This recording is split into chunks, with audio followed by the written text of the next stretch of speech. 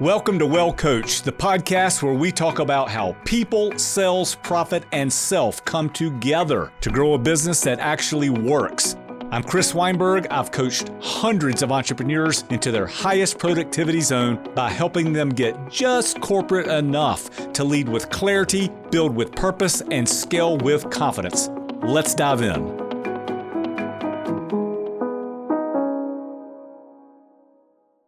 Hey everyone, welcome back to Well Coached, where we believe that you can scale your business and yourself without losing your soul.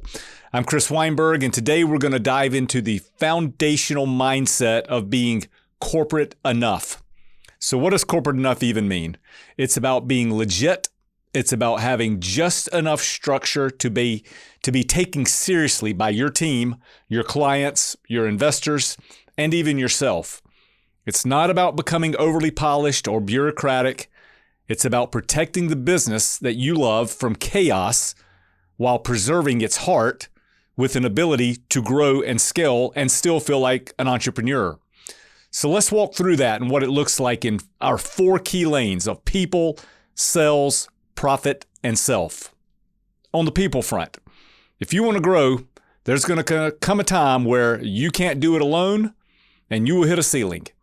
But adding people to your team does not mean adding politics. It does not mean adding bureaucracy. Being corporate enough means having clear expectations, consistent feedback loops, and consistent rhythms with team members that you bring on. This could be as simple as weekly check-ins. It could be one-on-ones. You could share information on a Google Doc with responsibilities and dates and times and checklist. You're not ready for an HR department, but you do need some clarity. Who does what? How are we going to check in with each other?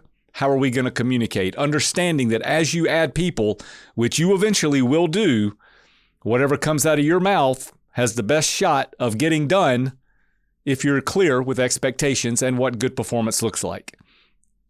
On the sales front, a lot of founders avoid getting structured here.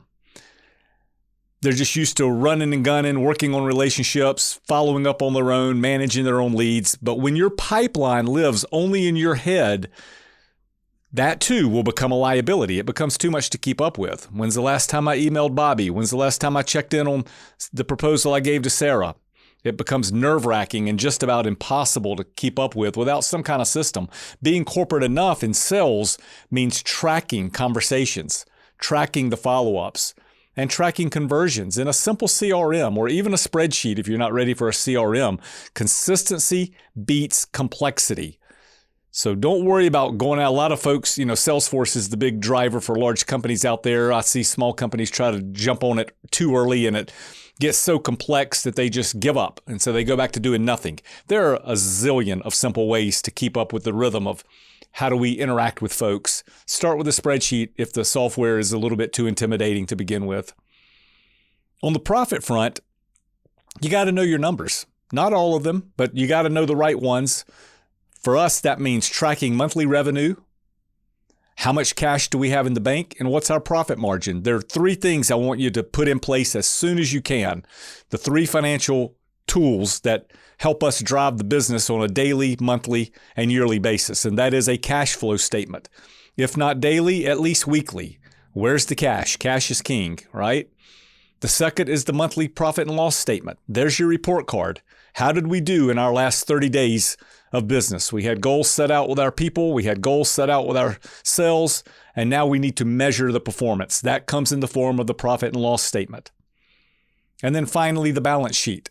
The 3 things I want you looking at: cash flow statement, profit and loss statement, balance sheet. So many clients think that revenue is the only name of the game when you're building a business, but revenue doesn't mean a thing if you're not taking anything to the bottom line. We worked with a client several years ago that had over $1 million in revenue and could not figure out why they did not have $1 million in the bank. And I kid you not, this is a smart person, highly creative, able to build a brand like nobody's business, but did not understand that businesses run on people, sales, profit, self, not just sales. And oftentimes organizations or even coaching organizations will focus on revenue, which you got to have revenue.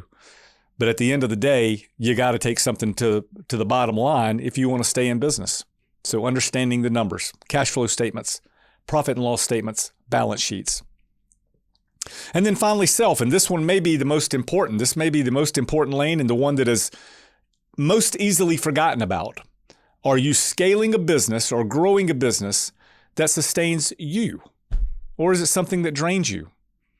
If you own a business and you feel like you're getting up and going to work every day, something's not going right. I am so blessed in my life, I don't feel like I work. And many entrepreneurs feel the same way, right? They have built something. It's a passion for them. It intertwines with their personal life as well as it does with their professional life. And it feels like a calling and a passion versus a drudgery. So keep that in mind. And if things do feel like they're draining, and understanding that there's always moments in time where you're going to hate what you're doing, there are going to be tough days, there's going to be rain. But if there's a consistent drumbeat of drudgery, something has to change. Are you leading your business or are you just surviving in the business? Being corporate enough in your own life means having boundaries, having recovery time, and a reason for why you started this thing in the first place. And for every single person, that looks different, right? Some people like to go to the beach for a week and turn it completely off. Some folks like to go to the beach for a week, but it's more stressful for them to turn it off, so they may work a couple hours of the day. Whatever it is for you, you got to focus on yourself in some kind of capacity, whether that's exercise, whether it's shutting it down at a certain time of the day. Figure out ways to take care of yourself. So that's the playbook.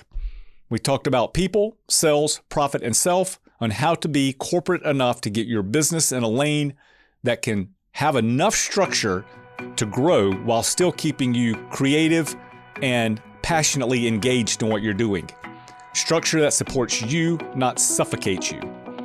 Let's keep you free enough to stay creative and grounded enough to keep going. Stay well coached, and we'll see you next time. That's it for today. Thanks for being here. I hope something in this conversation sparked a new idea or gave you a little clarity.